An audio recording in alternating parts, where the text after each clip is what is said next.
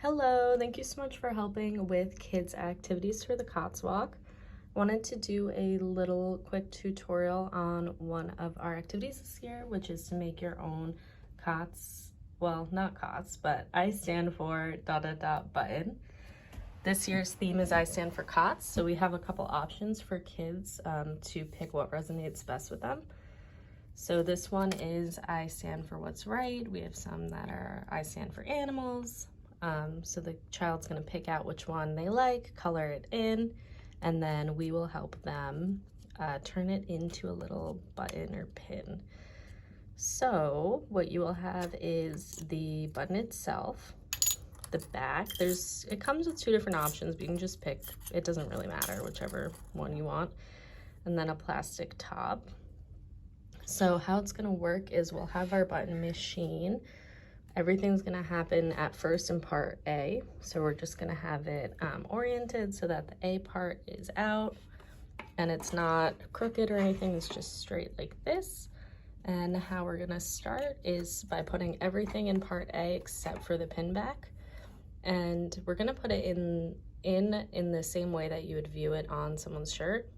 So we're gonna start with having how you would look at the button would be like this. This is the back side, so smooth side up is how we're gonna put it in.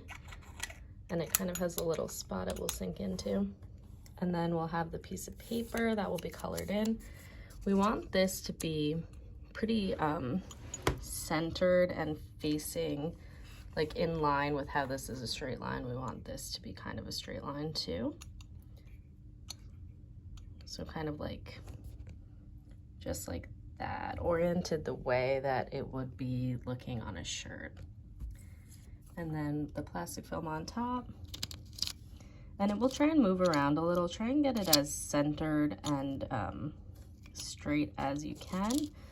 But no worries if not, this is gonna be a really fun activity and we are not aiming for perfect. So now that we have our button the way that we'd see it on a shirt, so smooth side up, piece of paper that will be colored in, I stand for, and then the plastic on top. We're gonna slide it over to the B position.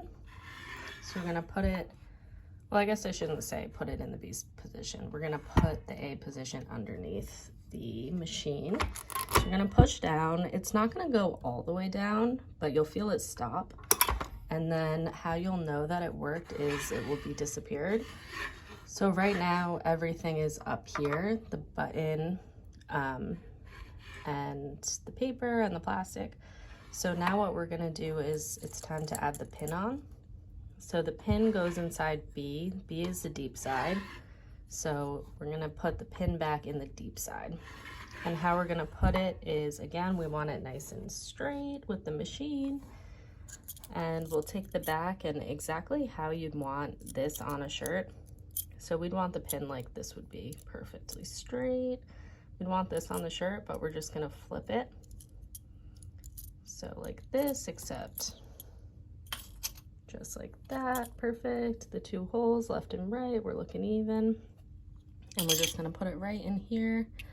Again, we'll want it to be pretty straight on. This isn't super straight on, so we'll just try and redo that a tad bit.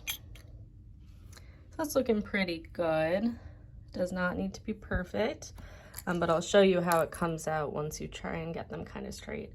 So now that we're in B position, we're gonna slide it back over here. And we're essentially squishing everything we just did onto the back of the pin. So you'll feel it, you're gonna feel it like give, like go in. And then we'll take a look at our creation. Nice, cute. I stand for what's right. Perfect. And then the back is a little bit wonky, but that's okay. So you'll put it on your shirt like this. Oh yeah, it's a little uneven, but that's okay. So once you try and get it, the reason you kind of want to do it straight with like putting the back in as straight as you can and putting the front in is because once it smushes it down, it will kind of be in its place on top of it. So if you get it nice and straight, which I didn't really do, then it'll look more straight on the shirt, but it really doesn't matter, and they're really cute. So that is how you do it. Again, not all of you will be on this machine, but some of you will. So I figured I'd just show you how to do it. It's gonna be a hit. Each kid can only make one at a time. So if someone wants to make a bunch, they can make one and then they can like go to the back of the line. So the next kid has a chance to make one and then go to the back of the line. So yeah, thank you again so much for helping. We're also gonna have printout of these instructions, and I'll have a